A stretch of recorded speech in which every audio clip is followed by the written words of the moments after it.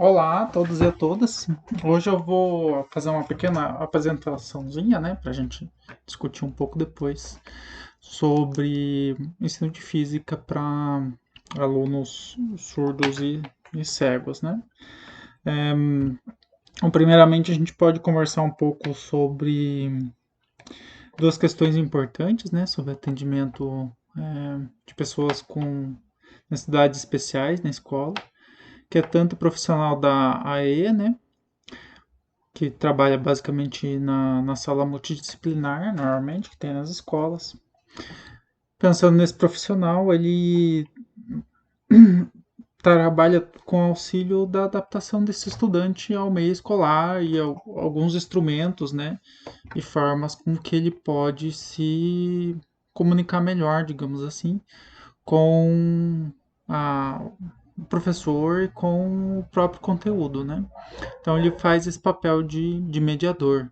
É ele também que, a princípio, traz essa informação sobre o histórico desse aluno, né, para discutir nessa equipe multidisciplinar, digamos assim, né, que, que daria aula para esse aluno, né. Por que, que eu falo isso, né? Porque se a gente for pensar assim na melhor das hipóteses, essa discussão das necessidades individuais desses alunos deveriam ser discutidos no grupo de colegiado ao qual ele é aluno, né? E outros agentes educacionais também que estariam em contato com ele de forma mais direta. Então, esse profissional, né, ele traz até um pouco dessa incumbência, né, de fazer essas relações, de tentar promover essa inter-relação, de treinar muitas vezes o estudante, por exemplo, o estudante cego, no deslocamento seguro na escola e assim por diante, né? Daí um outro tipo de equipamento, no caso, né? Do jeito que eu falei, eu tava chamando o professor da E de equipamento, mas enfim, a tecnologia assistida, né? Ela serve para criar um pouco produzir melhor essa relação entre esse aluno com necessidade especial e o ambiente escolar, né? É que sempre quando eu falo ambiente escolar nesse sentido, não estou falando apenas do ambiente físico, né? Mas a questão dos conteúdos, a questão é, da aprendizagem. Então, por exemplo, se a gente for pensar no aluno cego, a gente vai pensar num gráfico, por exemplo, de movimento uniforme. Um tipo de equipamento desse, né? Seria um gráfico, por exemplo, em alto relevo, né? Que mostrasse uma equação da reta, por exemplo. É, uma parábola, né? Para explicar o movimento acelerado. E assim por diante, né? Então, esses equipamentos, que podem ser também outros mais comuns, como aqueles equipamentos para escrita em braille, aqueles manuais de Libras, né? Que tem alguns sinais específicos, encartes de Libras com os conceitos específicos da física, né? Nesses encartes ali com os gestos da Libras. Então, todos esses são esses tipos de tecnologia assistiva. Então, são duas questões interessantes, né? Tanto esse profissional, e veja como é importante, né? A gente entender um pouco a história do aluno e de como ele vem lidando com a sua situação no meio escolar ao longo do tempo, né? Por exemplo, os surdos, né? Os surdos, a Libras é a língua principal deles, né? Então a gente tem que lembrar sempre quando a gente vai fazer uma tradução, por exemplo, do português para Libras, já que a Libras é a língua principal deles, né? A gente sempre está falando de uma tradução, né? Então, uma tradução ela sempre tem uma relação cultural entre as duas línguas, né? Se a gente for pegar, por exemplo, muitos filmes legendados, por exemplo, aquilo que os atores estão falando, eles não se representam numa tradução literal, por exemplo, nas legendas, né? Porque se esse cuidado de fazer essa correlação cultural de significados das palavras. Isso fica claro, por exemplo, em alguns desenhos, né? Que tem até gírias brasileiras que talvez as japonesas não fariam sentidos, né, pra gente. Ou expressões idiomáticas também, né? Como nossa, puxa vida e assim por diante, né? Então, só para dar uns exemplos mais claros, né? E mesmo entre os surdos, né, existem graus e graus, inclusive de conhecimento da própria Libras, né, que depende um pouco do conhecimento de como a família trabalhou com essa questão também, do aluno com problema auditivo, né? E a mesma coisa para o cego e para outros tipos de necessidade também. Então, esse profissional, né, do atendimento educacional especializado, ele tem faz um importante papel nesse elo, né, nessa construção dessa anamnese do estudante. A anamnese é esse roteiro entrevista, né, que tenta conhecer o passado do estudante, né, vem da psicopedagogia, né, usa bastante esse tipo e outros tipos de estudos clínicos e de profissões clínicas também usam essa anamnese. E para que a interação desse aluno seja profícua, né, inclusive com conteúdos e com o próprio espaço escolar, muitas vezes é interessante construir essas tecnologias assistivas, né? E veja que muitas questões, às vezes, elas têm um perfil muito individual, né? Mas elas podem ser construídas e depois ficarem nessa sala de aula multidisciplinar, né? Que é a sala de atendimento especial. Então aqui é um exemplo, por exemplo, dessa tecnologia, né? Agora eu vou começar a usar só o termo tecnologia, né? Para economizar um pouco. Não sempre tem que lembrar tecnologia assistiva. Então, esse daí, por exemplo, é um exemplo de um artigo que vai estar nas referências, que é para visualização de ondas sonoras, né, produzida pela vocalização, né. Então, é muito parecido com um experimento que tem no laboratório de física, que é um disco que vibra, né, só que lá tem um motor e você consegue escolher a frequência. Aqui a ideia de você tentar manter uma frequência constante, né? É você produzir um sinal específico, né? Como a letra A, por exemplo. Mas enfim, essa é a ideia desse tipo de equipamento, né?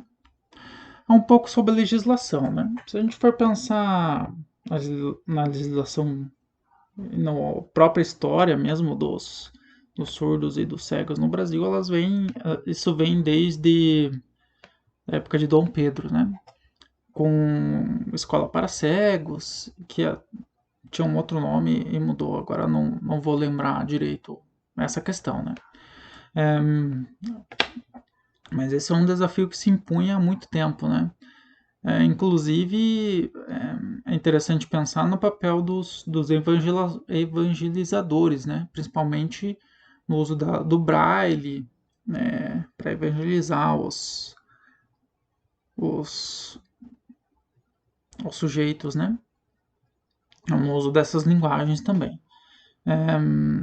O que é interessante da gente pensar nessa questão, né, é que durante muito tempo, né, e provavelmente até hoje, isso não passa só por essa questão da educação especial, passa por outras questões também, né, essa relação de normalização, né, de sempre se criar esse perfil normalizado, que é da pessoa comum, né, e esse perfil que precisa ser tratado, né.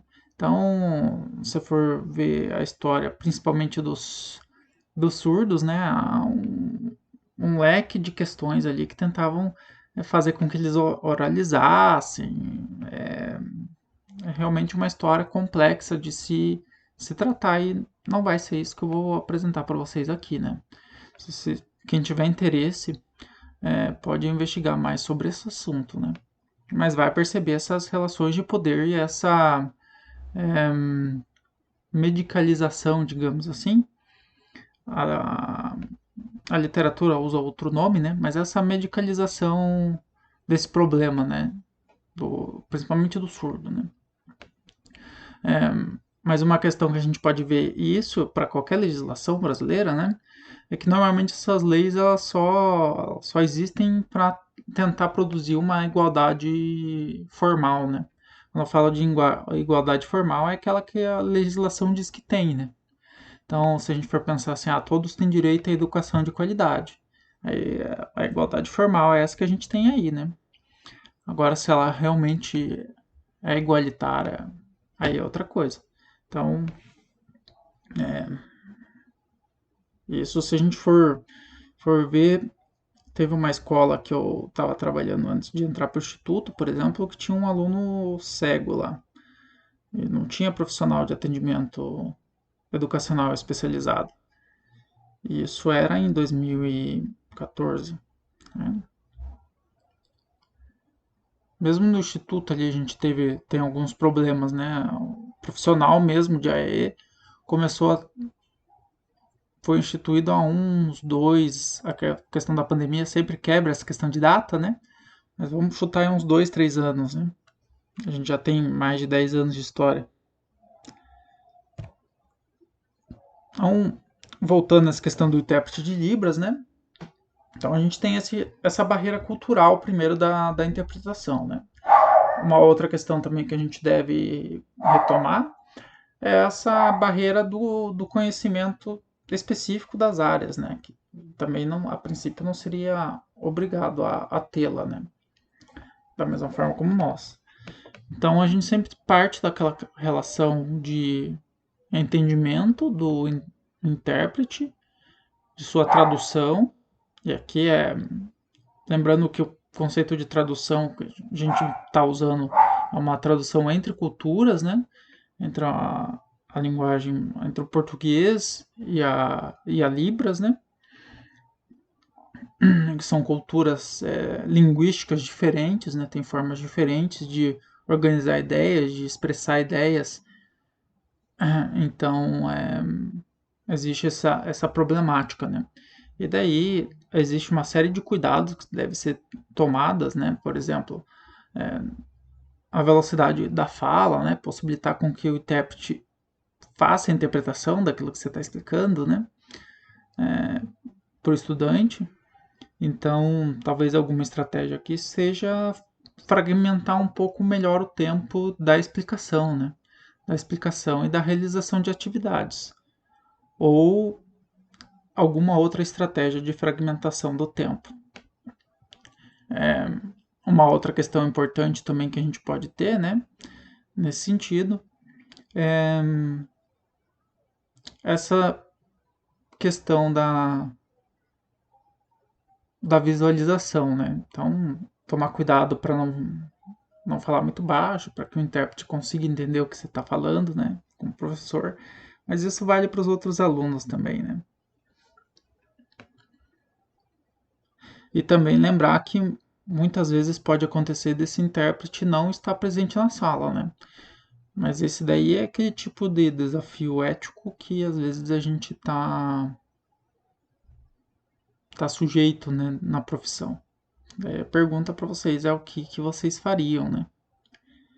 Nesse sentido. Então, algumas questões que a gente pode considerar também, né? A primeira delas é esse português como segunda língua, né? Então, a expressão escrita ela não é a salvadora da comunicação. Então, uma das recomendações que se tem é se evitar uma quantidade de textos grandes, né? Para alunos surdos, por exemplo, já que existe essa interpretação mesmo para textos, né? Textos eles precisam ser interpretados para outra língua. Da mesma forma, por exemplo, se a gente tivesse tentasse aprender física no ensino médio, a partir de textos em inglês, por exemplo, ou a partir de textos em alemão, né? Então, tem esse tipo de desafio.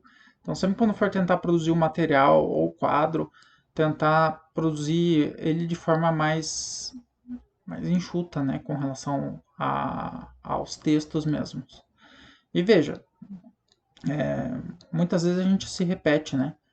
E esses textos, inclusive, podem ser construídos a partir de palavras-chave, por exemplo, que você pode deixar aquelas palavras em negrito, né, para identificar um pouco melhor o que é mais importante, né, dentro daquele texto.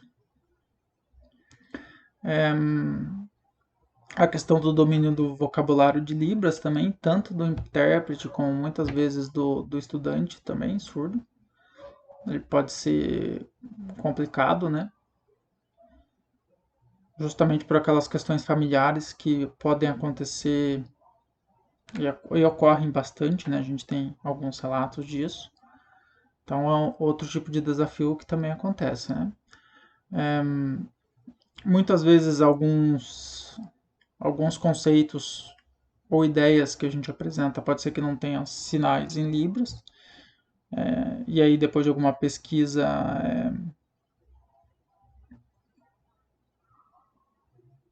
pode ser que se encontre ou que se tem que se criar esse sinal, né? Mas enfim, isso é mais uma questão para discutir, né, com o professor de Libras, com o profissional de Libras, né, com o intérprete. Usar elementos que utilizem outros sentidos, né? No caso dos cegos ali, o tátil, né, auditivo, e no caso dos surdos, visual. Né? Então, utilizar mais outros modos de comunicar ideias, né? Quando você tem esse tipo de público em sala de aula. Aí tomar cuidado com vídeos, né? Aqui eu estou colocando um pouco mais geral porque é muito específico de cada questão, né? Tomar cuidado muitas vezes com as memórias de sentido, né, desses alunos. O que eu quero dizer com memória de sentidos, né? Se a gente for pensar em cor, por exemplo. Cor a gente pode explicar a partir dessa percepção visual que a gente tem de cor, né? Nossa, a gente tem essa memória visual do amarelo, ó, essa memória visual a gente tem da luz, né? Só que ela, por exemplo, para um cego de nascença, eles não têm essa representação mental desse fenômeno, né? Diferente, por exemplo, de um aluno que há 1 ou 2 anos começou a perder a visão, né? Ele ainda tem essa representação visual. Então, talvez a explicação que utilize essa representação visual faça sentido diferente, né? Ou consiga fazer sentido para esse aluno que começou a perder a visão há pouco tempo. Mas para aquele que nunca teve visão, né, não tem representação visual desses fenômenos luminosos, né?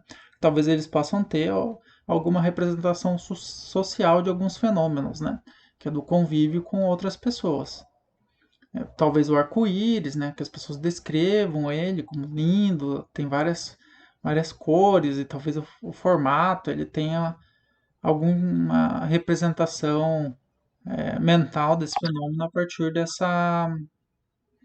desse contato social com os outros, né? Então são algumas questões que se deve levar em consideração e essas questões assim que muitas vezes passa pelo domínio da língua portuguesa, o domínio do próprio Libras, né? Essa memória de sentidos dos estudantes, elas passam com aquela relação com o professor AE, né? Então, por isso que é importante e por isso que eu comentei que talvez a melhor das formas seria a construção, manutenção, né, dessa equipe multidisciplinar. Quando eu falo multidisciplinar, porque tem as disciplinas escolares, mais esses outros profissionais, né, que trabalham no atendimento a esses alunos, né. Então, e aí é uma questão, inclusive, que talvez de posição política, né, se vocês estiverem numa escola que talvez não tenham isso, é tentar promover essas reuniões, né, com os agentes, né? Então aqui a gente tem algumas formas de tentar representar um pouco mais graficamente, né, o conteúdo, pensando nos surdos, né? Uma questão que eu quero que vocês percebam, principalmente na forma de comunicar, né, algumas ideias, é que elas se relacionam bastante com uma representação visual, né? Então, por exemplo, quando a gente vê uma equação dessa, a gente tem que tomar um pouco de precaução, porque quando a gente descreve, às vezes, como a gente está fazendo as coisas, né, a gente acaba utilizando uma forma visual de representação, né? Então, V sobre T, né? Passa para cima e para baixo. Então, a gente constrói um pouco dessas explicações a partir de representações visuais. Isso para surdos talvez funcione, né? Fazendo a representação visualmente, então construindo essas setas que desloquem os objetos de um lugar para outro, né? E também tentando usar os nomes mais adequados, né? Como numerador, denominador e assim por diante. Então, o cuidado muitas vezes que a gente tem que ter é que se essa operação que a gente está fazendo de linguagem, que é reescrever a equação e falar a informação que a gente está falando, né? Se ela é suficiente para ser compreendida, né? O que a gente está fazendo. Daí, para ficar mais interessante, inclusive, dá para usar um conjunto de cores diferentes, né? Para trabalhar essa mobilidade, digamos assim, na equação do fenômeno físico, né? Aqui tem um outro exemplo de tecnologia, né? Onde a gente tem o sinal do conceito e uma pequena explicação em português, por exemplo, do conceito. Isso daqui é um jogo de memória, né? No caso. Mas não precisa, pode ser um livro apenas com os conceitos, né? Pode ser tipo um mapa conceitual que tenha tanto o conceito como o seu sinal em libras. Ele não precisa ser necessariamente feito como um jogo, né? Ele pode pensar em outras possibilidades. Mas a ideia é sempre pensar nessa questão em como é melhor comunicar, né? Porque se a gente for pensar nesses indivíduos, assim, talvez os principais desafios que a gente tenha com eles em sala de aula sejam questões de comunicação, né? Tanto no sentido da língua, né? Que muitas vezes eles podem ser quase como estrangeiros dentro da sala de aula, né? Já que eles falam outra língua e assim por diante, como a exclusão total dele, né? Ou também aquele alfadado, né? 40 mais um, por exemplo, onde a gente trata de forma geral com todos, depois a gente senta especificamente com aquele estudante. E isso traz uma questão que não é tão boa, porque a gente acaba excluindo ele da participação das discussões em sala de aula, né? E o que pode acontecer também, inclusive, é como é que se fala, né? Quando você está falando baixinho com uma pessoa, no sentido de intromissão, né? Para aula. Se você tivesse, por exemplo, uma outra pessoa ajudando você naquele momento, explicando só para aquele aluno. Então, os desafios aqui é tentar promover esses caminhos para a comunicação, né? Essas tecnologias assistivas, de uma forma, né, elas tendem a produzir algumas pontes assim de comunicação. Então, vamos falar aqui um pouco mais sobre algumas questões de linguagem, né? Assim, de forma mais específica. Não vou tratar disso daqui, porque isso daqui a gente já comentou, né? Para não ser tão repetitivo. Então, algumas questões da nossa linguagem. Né? A primeira que a gente pode pensar é o código sonoro, né? Onde a gente apenas comunica alguma coisa a partir de códigos sonoros, né? Isso é uma forma de explicar. Outra é aquela que a gente explica a mesma coisa, né? Tanto oral como visualmente.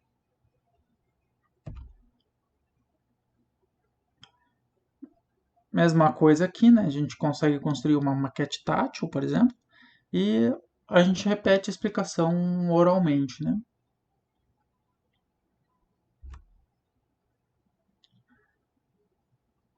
A explicação a partir de códigos visuais, por exemplo, pode ser aqueles quando a gente está resolvendo uma equação, né?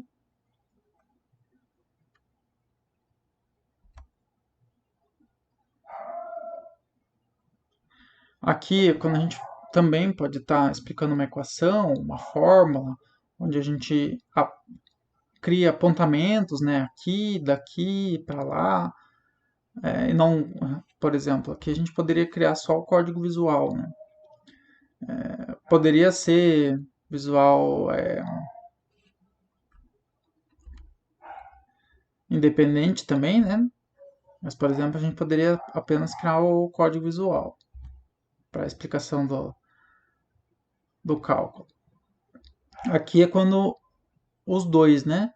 É, tanto o visual como o auditivo se complementam, né?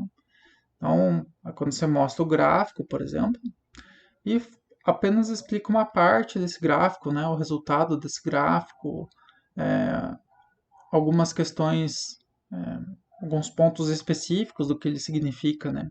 Então, o sentido do movimento, de forma geral, vai estar expresso no gráfico, né? Então, isso vai ser um sentido.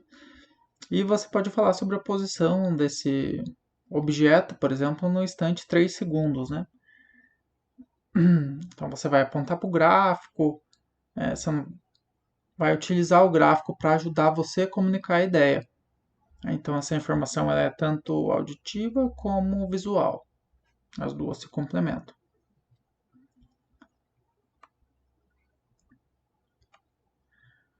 A mesma questão aqui, né? Aqui é a ideia de complementariedade.